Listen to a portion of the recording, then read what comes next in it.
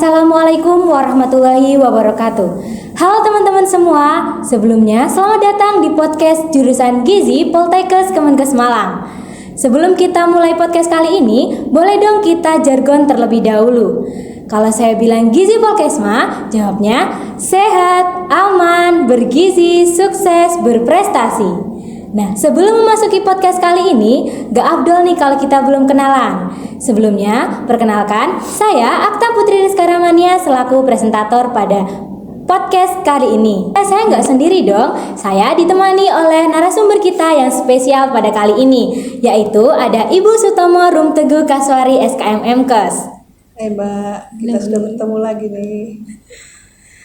Di sini kita akan membahas sekilas tentang informasi peringatan Pekan ASI Sedunia dengan tema The Importance of Exclusive Breastfeeding for Quality Future.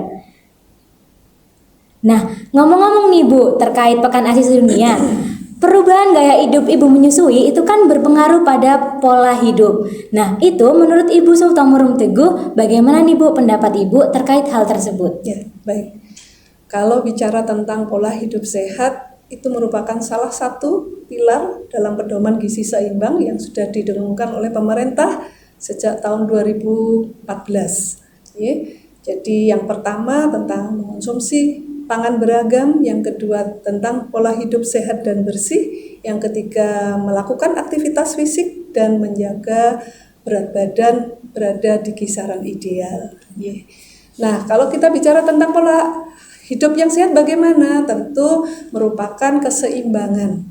Keseimbangan antara waktu istirahat, beraktivitas. Aktivitas itu banyak hal. Bisa aktivitas yang berkaitan dengan tugas-tugas domestik seorang wanita, karena kita bicara tentang wanita ya saat ini. Tugas-tugas domestik wanita, dan ada tugas-tugas yang bukan domestik, artinya bekerja. Ya, yang bekerja tentu membutuhkan waktu banyak di luar rumah. Tentu harus ada keseimbangan antara aktivitas fisik yang tadinya berkaitan dengan tugas domestik dan non domestik, kemudian pola pikir, ya. Cukup istirahat itu adalah pola hidup yang sehat, ditambah tentu saja pola makan yang sehat, yang artinya seimbang, seperti itu. Mau ada yang ingin ditanyakan lagi? Oke, mungkin langsung saja kita bahas yang kedua. Tadi kan nih kita bahas pola hidup yang harus seimbang dengan aktivitas fisik. Nah, kalau misalnya Bu, asupan apa sih yang harus Ibu menyusui konsumsi, semisal biar ASINya itu terus mengalir dan eksklusif buat anak gitu? Ya, baik, terima kasih. Kalau kita bicara gizi seimbang itu berlaku sejak masa bayi, masa kandungan itu adalah saat ibu hamil, dan pada saat adik bayi dilahirkan disebut masa menyusui. Nah, pada saat masuk masa menyusui, tentu saja makanan yang seimbang untuk ibu hamil adalah sama seperti layaknya umum kita, ya.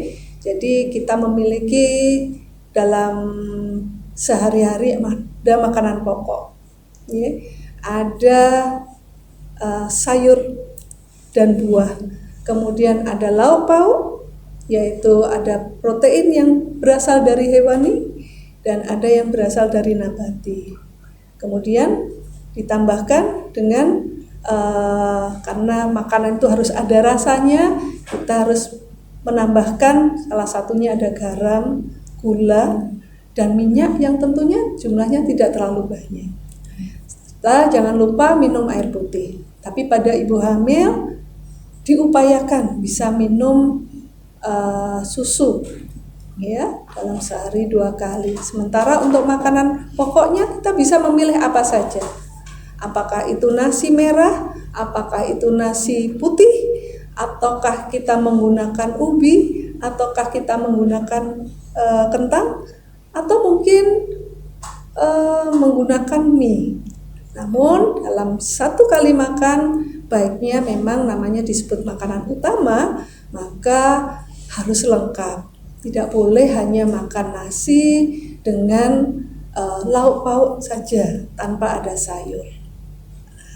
Kemudian kalau kita spesifik mau ke makanan untuk ibu menyusui, kita pilih sayuran tentu saja yang berwarna. Pangan protein hewani, kita bisa mudah mendapatkan mungkin telur, ikan, daging ayam, daging sapi, dan lain-lain produknya. Perlu kita perhatikan bahwa dalam setiap kali makan paling tidak kita memiliki atau di dalam hidangannya ada 1 potong produk hewani, ya, 1 potong produk nabati. Biasanya memang orang Indonesia kalau dalam hidangan sehari-hari pasti harus ada tahu dan tempe, nah, seperti itu. Kemudian ada lauk hewani. Monggo mau diolah seperti apa? Silahkan sesuai dengan selera, tapi jangan pedas ya, karena masih harus memberikan air susunya kepada adik bayinya gitu, yang cukup hangat-hangat saja, yang kalau dirasakan itu tidak terlalu pedas, ditahan dulu. Banyak cairan. Dan tambah satu lagi, mungkin kalau kita mencari pangan nabati yang bisa mendukung produksi ASI adalah semua produk kacang-kacangan. Ditambah kalau sayuran ini yang spesial apa? Ada bayam, ada daun kelor atau daun katuk, itu semua sayuran yang mampu mendukung produksi ASI. Jangan lupa, karena seorang ibu yang menyusui itu menghasilkan air susu, maka air minum harus banyak. Berapa? Ya, kalau kita dalam sehari-hari adalah 8 gelas, ya, bisa lebih dari itu. Ya, bisa antara 8 sampai 10 gelas dalam sehari. Jangan lupa minum susu. Kalau tidak susu, cari pangan yang sumber kalsium. Di mana itu? Di produk ikan seperti ikan teri, tapi jangan pilih ikan teri yang diasinkan, ikan teri yang segar karena dia akan dimakan dengan tulangnya. Apalagi tulang toro ya. Oh iya tahu. Petai Cina yang kecil-kecil yang untuk bodong bisa dilalap, dimakan segar, dibuang kulitnya. Kalau orang Jawa Barat lebih suka yang muda-muda dengan kulitnya sekalian dimakan. Tapi kalau tidak, kita ambil saja bijinya, ya, itu bisa dikonsumsi, itu sumber kalsium di sana. Jadi masih ada alternatif lain apabila tidak suka susu. Tapi memang kita tahu bahwa susu memang satu-satunya pangan yang mensuplai kalsium yang dibutuhkan oleh tubuh, seperti itu. Aktivitas fisiknya bagaimana? Nah, karena ibu yang menyusui ini harus didukung ya, harus didukung oleh keluarga, terutama suami yang siaga. Karena biasanya ibu ini kalau adik bayinya baru lahir sampai usia 2 minggu 1 bulan itu ibunya kurang tidur, ya. Karena adik bayi belajar untuk menyesuaikan diri dengan kehidupan di luar rahim ibu. Oleh karena itu, apabila ibu masih harus melek di malam, ibu harus punya waktu pagi istirahat. Ya, padahal ada aktivitas lain di pagi hari, yaitu mungkin kalau sudah punya putra yang nomor 1 atau nomor 2 yang artinya harus diberikan perhatian, ibu tersebut juga harus memberikan perhatian pada putra-putrinya yang terlebih dulu sudah lahir. Jadi apa yang harus dilakukan? Ibu tinggal menghitung saja berapa lama waktu istirahatnya. Paling tidak antara 6 sampai 7 jam sehari. Tentu itu waktu yang cukup untuk ibu bisa memulihkan kondisi untuk supaya ASINya berproduksi dengan baik setelah makan makanan yang seimbang, ya. Kemudian apalagi ibu tidak stres, karena stres ini akan memicu produksi ASI berkurang. Kita tahu ada 2 hormon yang bekerja dalam proses menyusui, ya. Hormon itu oksitosin dan prolaktin. Nah, kita tahu hormon itu sangat dipengaruhi oleh rasa senang atau bahagia dari seorang ibu. Jadi pesan ibu, para suami, buatlah istrinya bahagia di saat beliau sudah melahirkan. Ada kadang-kadang kita bertemu dengan namanya baby blue ya. Nah itu juga akan mempengaruhi bagaimana ibu akan merawat adik bayinya. Kadang-kadang menangis tanpa sebab, merasa bingung tidak mampu merawat adik bayinya. Atau mungkin pernah mendengar ya ada kasus yang cukup kita menjadi takut ya karena baby blue dia melakukan tindakan irasional sehingga merugikan pasangan hidupnya seperti itu. Itu kemungkinan karena ada yang namanya baby blue. Jadi memang melahirkan itu pertama melelahkan ya, melelahkan karena ya memang butuh waktu, butuh energi untuk bisa melahirkan seorang bayi. Begitu adik bayi lahir, sebaiknya memang melakukan inisiasi menyusu dini. Adik bayinya diletakkan di dada ibu, mencari puting susu ibu sendiri seperti itu. Agar apa? Dia kuat untuk mencari sumber kehidupan awal yang ada di dua payudara. Allah sudah memberikan, kalau guru saya dulu mengatakan begini, Allah itu sudah memberikan 2 pabrik susu ya pada wanita. Siapapun wanita itu, bila dia normal menstruasi, bila dia hamil, tentu akan bisa menghasilkan air susu. Hanya pada kondisi-kondisi tertentu, mungkin ibu tidak bisa memberikan air susunya seperti itu. Bisa maaf karena putingnya tenggelam seperti itu. Tapi itu bisa dirawat. Karena apa? Selama kehamilan, ibu juga harus melakukan perawatan payudara agar apa? Pada saat adik bayinya lahir, ibu siap untuk menyusui seperti itu. Nah, dari tadi pembahasan terkait asupan makanan. Nah, jadi kan terkadang itu banyak nih Bu, ibu-ibu yang masih punya kebiasaan di zaman dahulu yang mempercayai hal-hal seperti misalnya kalau kita nih makan banyak ikan itu nanti asinya terlalu amis jadi anaknya nggak suka. Nah, gimana sih Bu cara meyakinkan masyarakat atau bagi para ibu untuk tidak mempercayai stigma tersebut? Oke, kalau terkait dengan sebetulnya apa yang kita makan, ya, itu akan berdampak pada sediaan zat gizi yang ada pada tubuh kita tentunya. Ya. Hanya soal rasa, ya, kok bisa ya rasanya asinya menjadi amis, ya.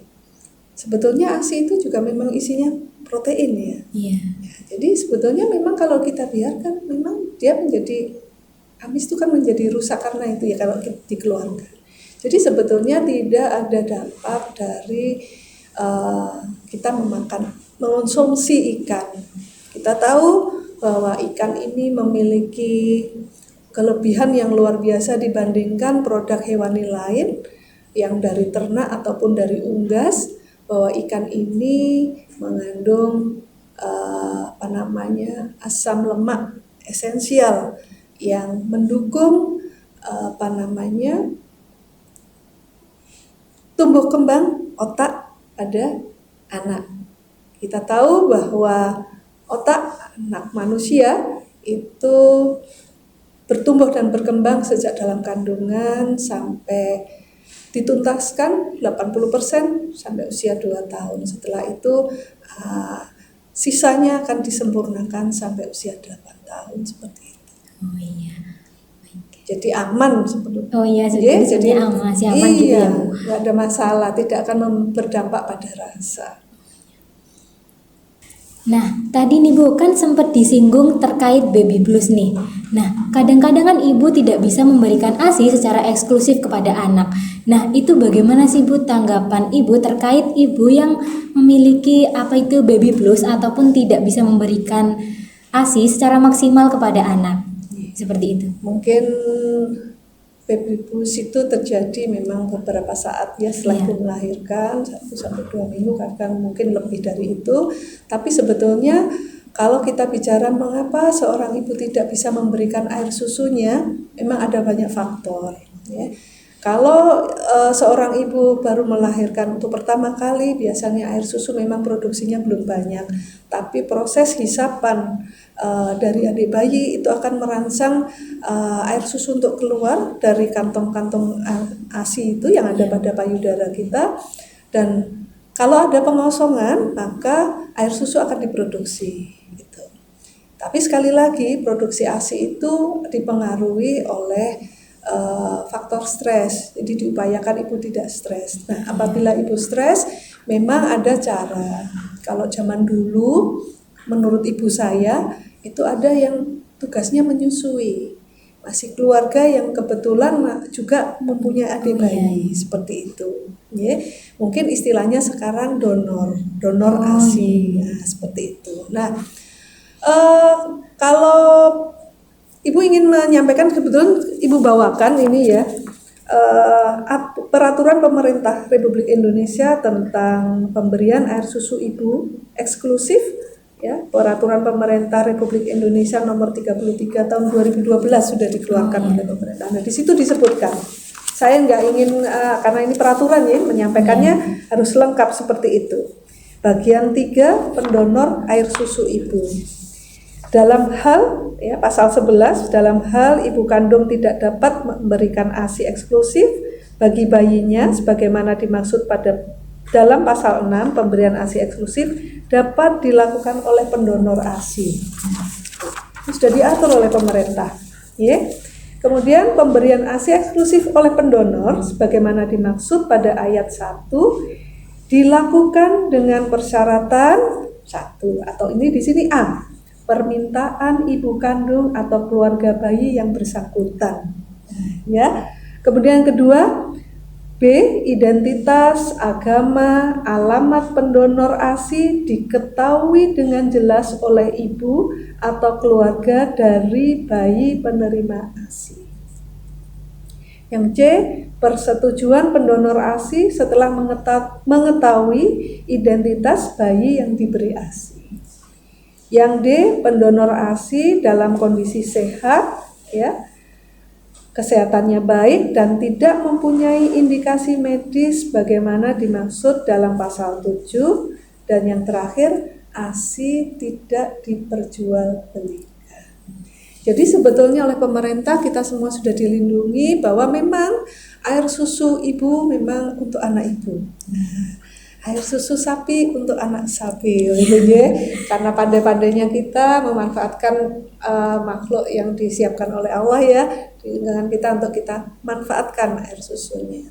Air susu ibu untuk anak ibu. Nah, bagi ibu yang mengalami gangguan sementara produksi ASINya belum cukup, ya, masih belajar, adik bayinya belajar menyusu, ibunya belajar menyusui, ya, mungkin produksinya belum banyak, bisa dibantu dengan donor tadi, dengan syarat seperti itu. Biasanya masih dalam keluarga. Bank ASI di sini belum terlihat ya di Indonesia, tapi kalau di luar negeri ada. Hanya saja sekarang ini kita sudah dimudahkan dengan adanya media sosial.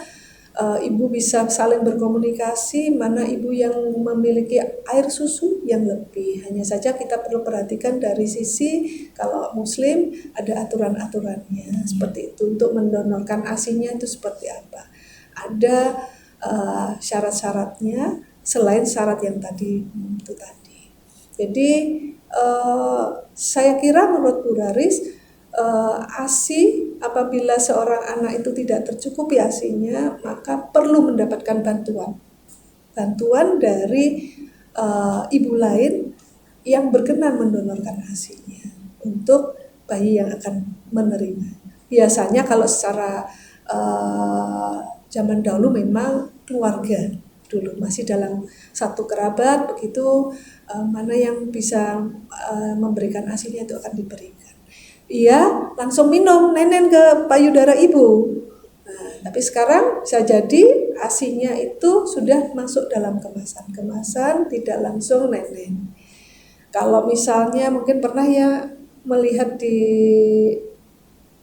di televisi, ibu seorang ya pesohor di Indonesia ya yang meninggal karena melahirkan, kemudian adik bayi tersebut diasuh karena kebetulan beliau juga sudah punya anak, disusui.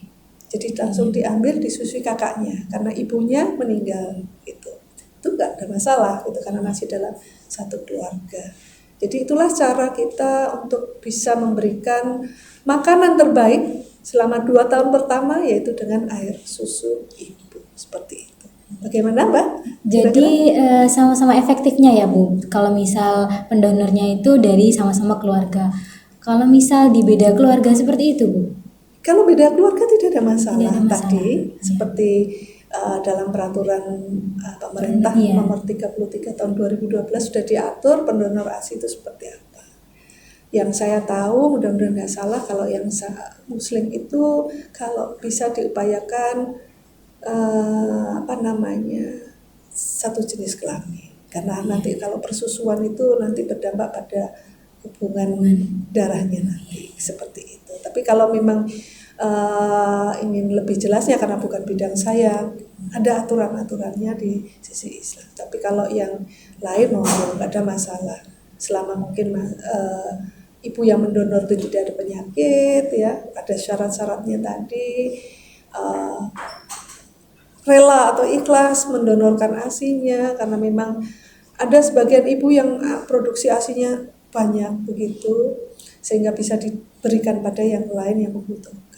Jangan diberikan susu formula karena memang itu tidak akan seindah air susu ciptaan Allah gitu, seperti itu. Oh iya. Baik, jadi teman-teman itu tadi adalah informasi yang diberikan oleh narasumber kita yang spesial kali ini. Nah tadi mulai dari pola hidup yang seimbang untuk bagi ibu menyusui, kemudian juga ada kebiasaan yang zaman dahulu yang harus kita ubah mulai dari sekarang. Lalu ada juga pendonor ASI kalau misal ibunya mengalami biblus atau ada kelainan yang lain seperti itu. Nah, jadi khususnya nih bagi calon ibu harus pintar-pintar memilih informasi yang ter-up-to-date. Terima kasih saya sampaikan kepada para narasumber kita kali ini, yaitu Ibu Sutomo Rumteguh Kaswari SKM MKes. Nah, setelah itu, kalau misal teman-teman sekalian ada pertanyaan, bisa dituliskan di kolom komentar, akan kita bahas di episode selanjutnya. Jangan lupa subscribe, like, dan komen, dan sampai jumpa di episode selanjutnya. Gizi Polkesma, sehat, aman, bergizi, sukses, berprestasi.